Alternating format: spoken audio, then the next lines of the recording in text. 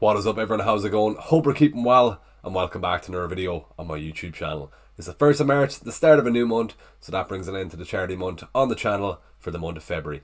We managed to get an additional 178 new subscribers on the channel, so that multiplied by 20 cent gives us just under €36, and then along with the 2 new YouTube memberships on the channel for the month, and then along with the donations on stream, it gives us a grand total of €53.60. I'll be rounding this figure up to €55, so all this will be going towards Helplink.ie, a mental health charity here in Ireland. Big thanks to everyone for the support for the month, and I'll have the donation up on my socials over the weekend. In today's video, I'll be showing you how I fared out in Game Week 26, and we'll also be looking at my transfer plans and team selection ahead of Game Week 27. We've also got some planning to do with blank Game Week 29 around the corner, but we'll chat about that later on in the video. Right then, that's the intro out of the way, let's get into the video. Looking back at my Game Week 26 review, I managed to score 52 points of the game week, which was definitely a disappointing return. I was over in Manchester for that Fulham game last weekend, so between watching United at Old Trafford and watching my FPL score throughout the weekend, I've had better weekends. Looking at some positives, it was the right decision to bring back in Ollie Watkins for his goal and an assist, and Phil Foden and Bukayo Saka continued their fine form with a goal each and 2 double-digit hauls between them. My captain Erling Haaland only managed an assist away to Bournemouth. He had a few chances throughout the game, so he probably should have came away with more, and if he did captain Saka or Watkins over Haaland, fair play for going against him, and he did deserve that return. I had big expectations of my new signing Hwang going into that Sheffield United game on Sunday. I really wanted to attack that fixture, but in the warm-up he injured his ankle and it looked like he wasn't going to start, but thankfully he played the game, but rather unfortunately he wasn't able to return, so he only came away with 3 points for a disappointing return. Since the game on Sunday, Wolves played on Wednesday night in the FA Cup, and Hwang seems to have pulled his hamstring, so yeah, it wasn't the best transfer bringing him in, as I now have to think about getting him out this week. It's a game week of small margins, as my double Arsenal defence was doing well throughout the game, until just before it ended, Joe Willock got a pretty much useless consolation goal to wipe out my double Arsenal clean sheet, and with Saliba and Gabriel both looking to get bonus points, it was definitely a tough one to take. Purvis Estupiñán and Kevin De Bruyne gave me another headache this weekend, as they were both named on the bench, and only made a late cameo, and especially in the case of De Bruyne, he picked up a 96-minute yellow card for stupidly kicking the ball away.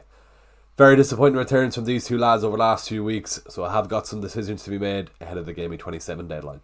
Looking at rank, I managed to get a 27k red arrow, and I'm now sitting at 125k overall. It was damage limitation though, as it was a poor week for the team, but I haven't dropped too much, and I'm now only 7 points off the top 100k, so fingers crossed in Game Week 27 we can get back inside the top 100k. Let's move on now and start planning ahead for the Game Week 27 deadline. The big news this week was the confirmation of fixtures in blank Game Week 29, with the FA Cup games taking place midweek. With Man City beating Luton and Man United beating Forest, Luton and Nottingham Forest has now moved into blank Game Week 29, so there's now 4 fixtures taking place that week. These are Fulham against Spurs, Burnley against Brentford, West Ham against Villa, and Luton against Nottingham Forest. With only these 4 fixtures taking place in blank Game Week 29, it raises the question on whether or not we should be free hitting that week. Looking at my own team, as of now, I've got currently 4 players that do take part in Game Week 29. So Areola in goals, Pedro Porro, who is injured at the moment, but he should be back in time for Game Week 29, Ollie Watkins and Charlie Taylor. Between now and Game Week 29, I've got 3 free transfers I can use, so that'll get me up to 7 players. And with a -4, I should be able to get 8 players in Game Week 29. With Luton being added to blank Game Week 29, they also have a double game week in Game Week 28, so I can focus on getting at least 1 to 2 players from Luton, and I can have them for their double game week, and then have them for the blank in 29 also. With the question to you, the viewer, on whether or not you should be using your free hit in Game Week 29, it's definitely team dependent. I would try and save the free hit for later on in the season for the double game weeks in 34 and Game Week 37, as I do think there's a lot more ground to be made over these double game weeks with a free hit compared to a blank game week that only has 4 fixtures. Every FPL manager has at least 3 free transfers in the lead up to that blank in Game Week 29, so if you are looking to save your free hit, like myself, I just prioritise bringing in the most popular assets to make sure you're insured for that blank week. So looking at Spurs, with that Fulham game, I'd be prioritising getting in Heung-min Son and Pedro Porro if he is back from injury. With Brentford, Ivan Toney is enough if you can get to him at all. With West Ham assets, Areola is already a very popular goalkeeper pick in the game. Jared Bowen isn't a bad pick, or Kudos if you can get to a West Ham asset. And then Aston Villa, Ollie Watkins definitely is high priority for that blank. And maybe if you can stretch to Douglas Luiz also. And then with the Luton players, Doughty is going to be a very popular pick for the double in 28, so he's definitely going to be popular for the blank in game week 29. If you are looking for a goalkeeper transfer over the next couple of weeks, I probably wouldn't even bother bringing in Areola. With Kaminsky, you get the double in game week 28, and you can have him for the blank in game week 29, so he's definitely a shout if you are looking for a goalkeeper. This then leads us on to our chip strategy, and on screen here you've got two options on how you can use your chips to get you through the rest of the season. Option 1 is wildcarding in game week 31, free hitting in game week 34 for a small to medium double game week, and then bench boosting in game week 37 for the biggest double game week of the season.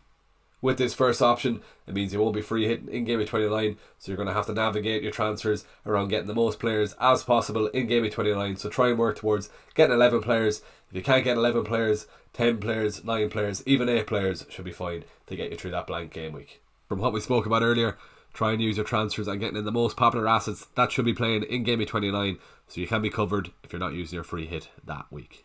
With option 2, you're going to look at free hitting in blank game week 29, wildcarding in game week 35, and then bench boosting in game week 37 for the biggest double game week of the season. The benefits of option 2 is that it allows you to free hit in game week 29 and get 11 starting players for that blank game week, especially when there's going to be a lot of managers taking hits left, right and centre to get players on the field for that blank game week. Then with how you're going to play your wildcard in 35, you're going to have to use your transfers from game week 29 up until 35 and focus on Spurs, Arsenal, Liverpool and City players, as they all have good fixtures up until then. Use your wildcard in 35 and then focus on your bench boost for 37, so try to get 11 to 13, even try and get 15 double game week players if you can at all in your 15 man squad, and use your bench boost in 37 to finish off the season. With my own chip strategy, I'm currently leaning towards option 1 for how I'm going to use my chips, so that'll be navigating my transfers around that blank game week in game week 29. Try to get as many players playing as possible, 7, 8, maybe more if I can with a few hits, and then I den in my team up until game week 31, where I'll then use my wildcard, free hit in 34, and then bench boost in game week 37. With the different chip strategies, it's definitely team dependent, so you the viewer watching this could have a different route on how you're going to navigate the rest of the weeks throughout the season, so do let us know in the comments below how you're looking to use your chips. That's my thoughts on it for now anyway. Let's get back to planning towards game week 27 with tomorrow's deadline.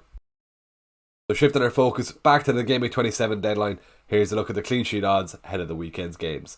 There's no surprise to see Arsenal top the charts for the chance of a clean sheet with that away fixture against Sheffield United. It's good viewing for my own team as an Arsenal double defensive owner with Saliba and Gabriel in my team, so fingers crossed we can get that clean sheet and 8 points on the board. Man City and Spurs complete the top 3 for the chance of a clean sheet this weekend, so looking at my own team, it's rather unfortunate that Pedro Porro is still injured, and it's not looking likely that he'll play a part in that Crystal Palace game at the weekend. All eyes on Ange's press conference later today, and I'm sure he'll give us a clear indication on whether or not he'll be fit. Looking at the rest of the rankings for clean sheet odds in comparison to my own team, to be honest, it's not great viewing, as my goalkeeper Dubravka is ranked 8 for the chance of a clean sheet this weekend, and then if I look towards Estepinian of Brighton, they're ranked 10 for the chance of a clean sheet, and Estepinian may not even start the game, so if I have to look towards Charlie Taylor, Burnley rank in the lower part of the rankings. So yeah, barring that Arsenal double clean sheet, it's not looking great for points in defence this week, so fingers crossed we do get that Arsenal double clean sheet away to Sheffield. Looking at predicted points for the weekend's games, Bukayo Saka tops the charts with a predicted point score of 8.1 points with that away fixture against Sheffield United.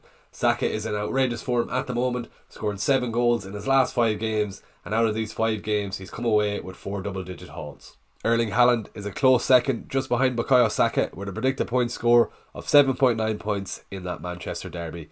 Haaland is just off the back of scoring 5 goals in the FA Cup game against Luton during the week, so I'm predicting a big score from Haaland this weekend. Looking at the predicted points in relation to my own team, it's decent viewing as 4 of my players make the top 4 in Saka, Haaland, Foden and Watkins, so fingers crossed for some big returns this weekend. With Son set to lead the line for Spurs against Crystal Palace this weekend, and De Bruyne, very disappointment of late since bringing him into the team. I was set on doing this transfer just before Kevin De Bruyne decided to get 4 assists in that FA Cup game midweek. I've now got a bit of a transfer headache ahead of the deadline because we all know at Pep there's always a chance he could bench De Bruyne in that Manchester derby and use him as an impact sub after he played 90 minutes midweek. I don't think he will in this case. I do think De Bruyne gets the start, but then with the case for bringing in Son, he'll be playing up front against a poor Crystal Palace defence, and by bringing in Son this week, I'll also have an extra player for blank game week 29. There's definitely some decisions to be made before the deadline. Let's move on now to pitching Galway and have a look at who I'm captaining ahead of the Game Week 27 deadline.